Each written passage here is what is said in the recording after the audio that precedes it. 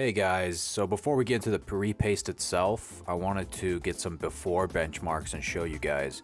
And so you can see with this one, the Heaven test, I'm running it for about a minute, just a minute in, and it'll hit over 100 degrees on the hotspot. If I let it run even longer, it'll probably hit 110. So I'm not going to be doing that. Before benchmark, I cut it short. With the after one, I let it run for a little longer just to see what's going on. But you can see just how hot it gets, which is really crazy, especially since you spend like $1,000 on this GPU and you'd hope it'd be running cooler or something like that, especially with a beefy heatsink. But no, you're gonna have to go in and repaste it, which I'm speaking after the fact, in editing, and came out pretty well. The temps get really down. I'm going to show you that in a second. Before we get into the next part of the video, I'm just going to quickly show you guys the Firmark test, which you could see here. It's going to hit 96, 98 on the hotspot towards the end of the test, along with the score. And then for the GPU normal temp, it'll be around like 63, which 63 for the normal temp isn't bad, but that 96 is really bothering me. 96, 98. But you'll see after this is all done, the dramatic difference that just repasting it does. Today we're going to change the thermal paste on my 7900XTX, specifically the ASRock Phantom Gaming one, and I'm going to be using a 7950 PTM thermal pad. This one is not as authentic as the DIY mod one that they sell, the Honeywell PTM7950. From what I could tell, the 0.2 millimeter thickness ones aren't legit, while the 0.25 are.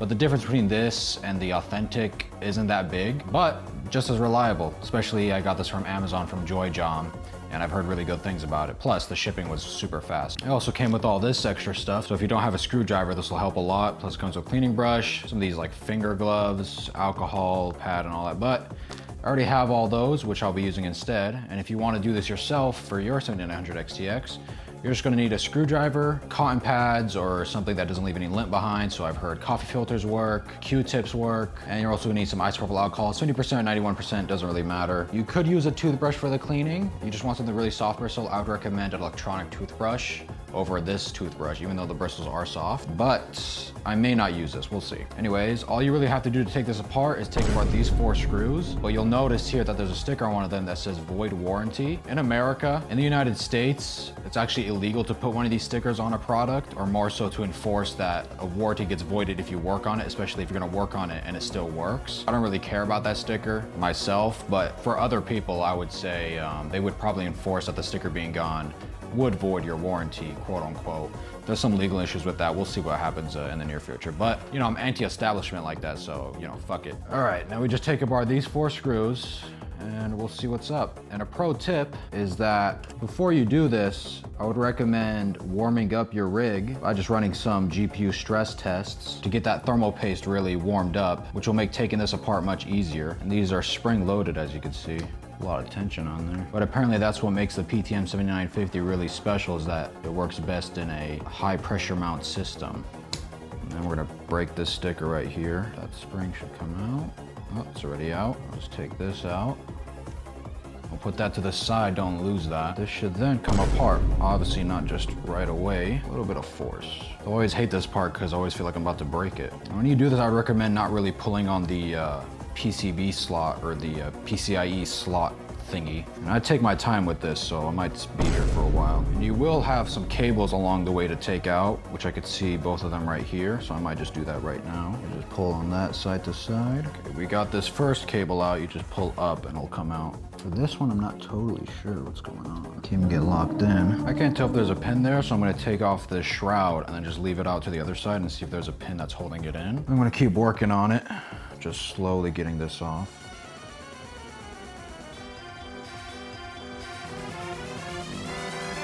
You're so stupid you don't even know! Idiot!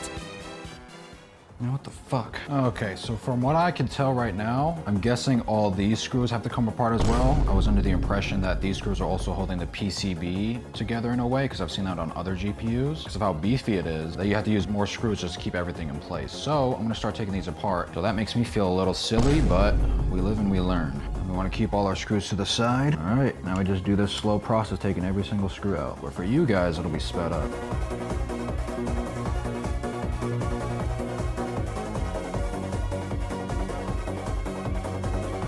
And it looks like this bracket right here, which is backing plate in a way, it's for strength, it's being held together by these 4 screws. So I'm just gonna put my finger under here and hold it so it just doesn't fall out.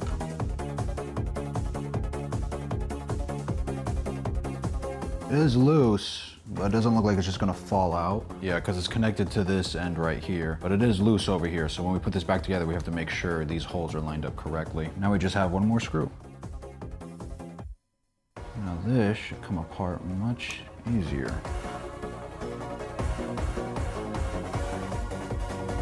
See, now it's coming out.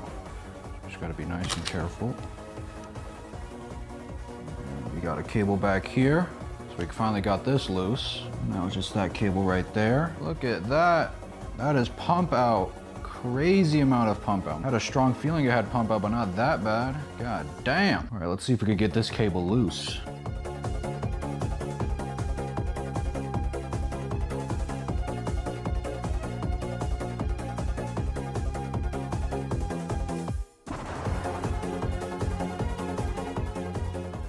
I don't feel too confident taking this out. I feel like if I just pulled a little harder, it might, but at the same time, it just feels a little flimsy, so I'm just not gonna mess with that. So I'm gonna get some close-up shots of this. We could just see how much pump out there is, like, especially on this die right here, like this corner just doesn't have any on it, especially the bottom, the side, this top corner, and this slightly other corner right here. You can just see it just completely dumped that out on the bottom right here. Now that we got everything out, we just have to get to cleaning. And I like to go in dry first, so we'll just clean all this up.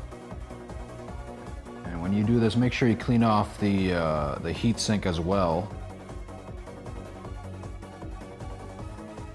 This is starting to stiffen up too, but it's not like it's lost its viscosity or anything like that, but not the most optimal thing.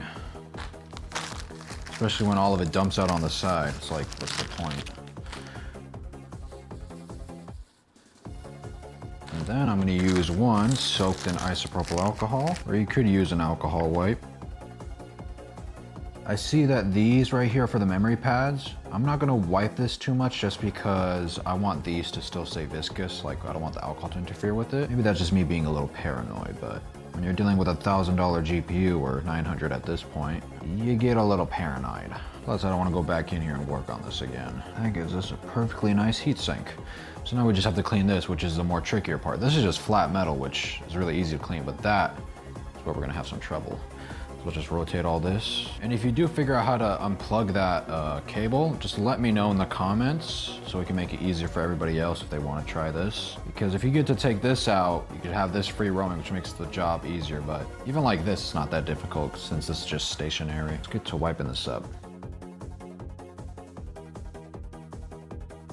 So I probably am going to end up using the brush just because I didn't expect this much to leak out on the sides. Specifically where this green part is and all the SMDs and all that. This is just excessive. Oh my gosh. I picked up a lot, thankfully. And let's just quickly dry wipe the actual die itself. You could see the actual triplet design on here with the sections, which is really cool since, you know, you hear them talk about it, you never get to see it though. But because of their poor job, we actually have to go in here and see it for ourselves, but that's still pretty awesome. I'm gonna get some close-up shots of that later. I'm gonna get this all nice and cleaned up. Let's use some alcohol.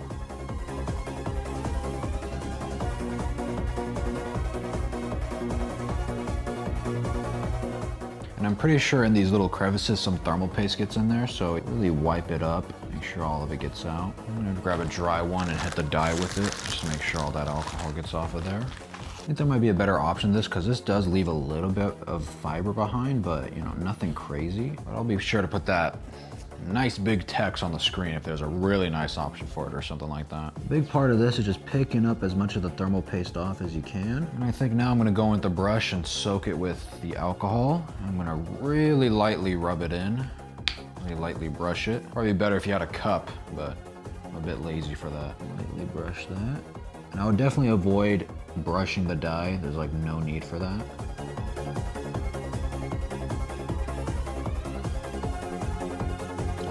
Seems to have broken it up a lot. I'm gonna try to wipe up as much of it as I can. This doesn't have to be a perfect job, but since I'm already, you know, taking it all apart, I might as well get it as good as I can. Any amount of thermal paste, especially if it's not conductive, getting on the sides doesn't matter that much, but I'm just a stickler like that. This seems to have warmed up a bit, which is not that good. So if you're doing this, I would recommend keeping it in the fridge right up until you're actually about to put it onto the die. So I'm gonna try one more time with the brush.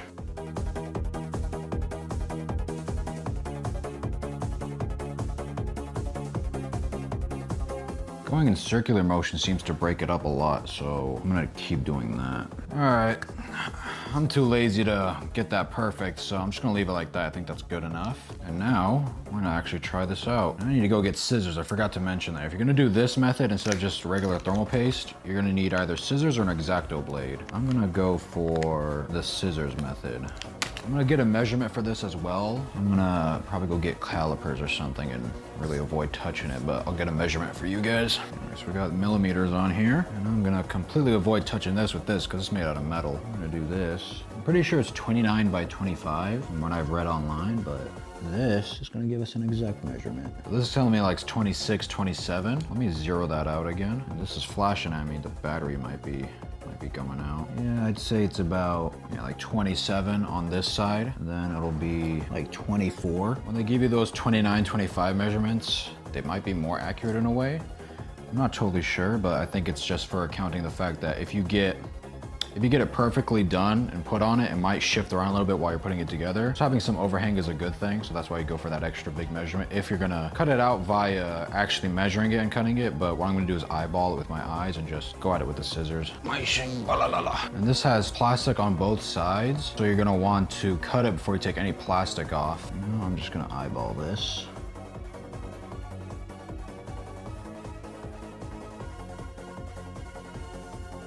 Little indent on there, looks pretty good. All right, now I'm gonna cut on this angle over here.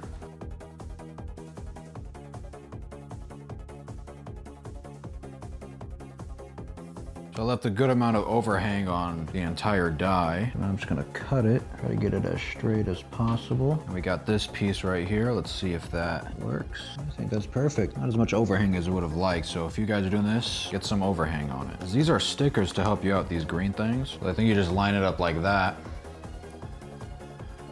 That way you could just place it more easily. We just start taking off one side of it. Also, I forgot to mention you're gonna need some tweezers to get some of the plastic off. It's like really fine work. Apparently people are having a lot of trouble with it. And if you're trying to get dust off without using a cotton pad or anything like that, you can actually use one of these duster things. Why would you use this over your breath? Is because your breath has moisture in it. So you just do this. And that gets rid of all the dust sitting on top. If you're gonna do this, I'd recommend some of those like ESD tweezers, because this is just a normal tweezers I have from this like watch kit, so I'm not totally confident in this being electronically viable. Okay, that seems good, but there's a little bit on that side that I want to get it on, so I'm gonna see if I could pull this up. And push it over that way. Nope, that literally made like no difference. Super small part that's not covered, so I might actually just cut this out and redo that, just because I have so much left. Let me think. Actually, I'm gonna try to pull up this side. All right, I don't feel too confident in putting this back in, so I'm just gonna cut out a second piece. No big deal. We just learn from our mistakes. Right there. Do a little cut.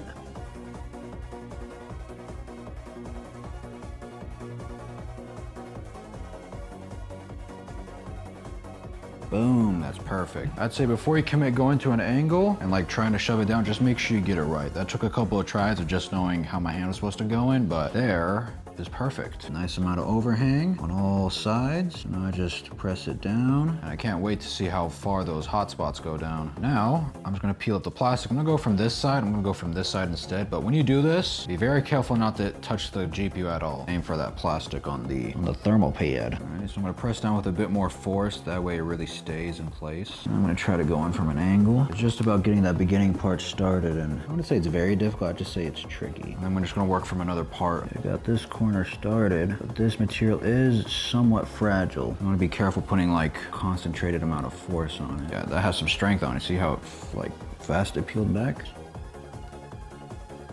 And boom, there you go. Once it gets started, it all comes apart. Freaking tired. Can't wait to go to test this out. I'm gonna put everything back together now. We just do everything we just did, but in reverse. But I think the way I'm gonna go about this is by getting those 4 screws, clamp down on this, and then we get all those other like smaller screws in. And that's the best way to go about it. Yeah, I think I'm gonna get this and press it down here. That way this doesn't have a chance of falling off or whatever. Make sure that's lined up well. Crisscross of tightening it down. Just screw everything together. And I like to go counterclockwise and then feel it click. That means it's engaged properly. I'm not cross-threading. Now I just threaded in just enough so I know that it's actually in, not actually tightening it down all the way. Push this down, counterclockwise, screw it in. Until I hear a click, I feel it. Screw it in slightly. Now that's staying in there.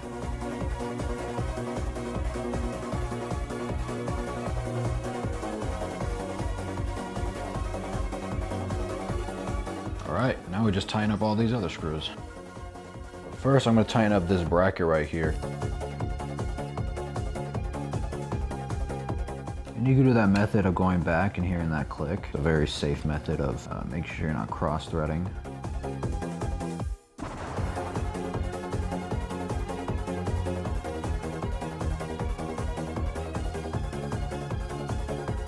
While you do this, try not to go too hard with it because it seems like these like to, not strip, but slightly deform, which I do not like. So I'm just gonna go until they're decently tight, not press too hard on it.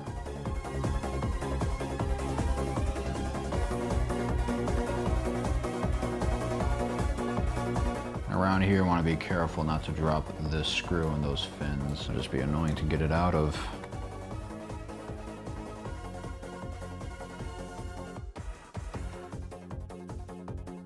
All right, looks like we're done. So that's all the screws in. We should be good now. Let's go test it out. Almost forgot to mention, I want to put this cable back in, or if you manage to take both of them out, put both of them back in. All right, see ya. This is the first test I did after I did the repaste. Right now I'm recording this a month after the fact, and it's been a huge difference between before and now. With immediately after doing the repaste, it dropped the peak temp for the GPU from 65 to 59, which is 5 degrees, and the peak hotspot from 104 to 82, which is 17 degrees. It gets even better as I'm going to show you these other tests. This is the first test with the Heaven benchmark, and it's very interesting because in the beginning you could see it fluctuate a lot and also like spike up to 87 degrees. I'm guessing it's doing this because the PTM7950 hasn't set in yet, which is a big thing with it, where going through many heat cycles will let it like flush out and sit perfectly, causing to get you better temperatures. And with this test right now, I'm guessing I'm running like 2900 megahertz with like a normal undervolt setting or normal volt setting, which is like probably 1150. With this next test, I'm going to not only set it to a regular one, because with this test I actually forgot what I set it to, but I'll be showing the next test, which is done like a month or a month and a half after this one. So it's going to show off the many cycles it's went through and how much it's been able to lower itself to what it is now. Now this test is done after a month or a month and a half of cycling through you know, the many activities like gaming and video editing and all that. But you can see here it dropped the peak hotspot temp from 87 to 82. But if I really had to guess, this isn't an apples to apples comparison because of the MSI afterburner settings I set, where now you could see the wattage that is pulling from the GPU is much more stable. It's hanging around like 389, 390. With the previous test, you could see it go from like 390 all the way to 420. So I'm guessing that's the biggest contributing factor. Regardless, you could see it much more stable and much more properly working. And again, probably because of the settings. But what's going to be really cool is a test after this, which I show off the settings with 2500 megahertz along with 1110 millivolts. And that'll show off just how low it could get compared to the very, very beginning. Now this is the most interesting test because it shows the biggest difference. So we go from the beginning at 104 degrees Celsius at the hotspot all the way down to 70 at the very peak. It only hits it for a second during this test, but it hits 70 degrees on the hotspot very briefly. And then the normal GPU temperature, not as big as of a difference, but it goes from like 59 to like 55 in this test, something like that, 55, 54. And then throughout this, you'll notice that even from the beginning, the GPU temp was only 64, which isn't that big of a concern for a normal GPU temp, but the biggest concern was that hotspot. So when you do this and when you repaste, the biggest thing you're going to be fixing is your hotspot temps. Your normal GPU temps will go down, and they will go down substantially even if you do an undervolt, but the biggest thing is that hotspot, because if you go from 104 degrees Celsius all the way down to 70, that's a 34 degree Celsius difference. Delta difference. I'm not even sure if I'm using that term properly. If we were to take out its worst, because I have seen this GPU set at 110 degrees Celsius easy on the hotspot, easily. And if you take it from 110 all the way to that undervolted setting that I'm showing right now of 70, you know, you get like 40 degrees difference, which is absolutely insane. You know, that's like 2 GPUs like stacked on top of each other if they're both undervolted. I don't even know if that makes sense, but yeah. Anyways, I don't think there's much more to show off here. I could do another fur mark test, but kind of a lazy bastard. But I'll keep you guys updated, see if there's anything going on. But honestly, I'd very highly recommend this. That excessive temperature just absolutely ruins the lifespan of your card, especially a card that's like $900, $1,000, or well, it was just Black Friday a while ago. It was like an 850. Doesn't matter. Expensive card, very cheap fix. It cost me like $16 for the PTM7950, the knockoff version on Amazon. But shout out Joy Job, that shit clutched up heavily. 40 degrees difference, absolutely insane. Anyways, I'm kind of rambling right now. I don't think there's much more to show off here. Stay tuned. I'm gonna be making more fun content, not just nerdy shit like this, but cool stuff. You know. Yeah. Bye.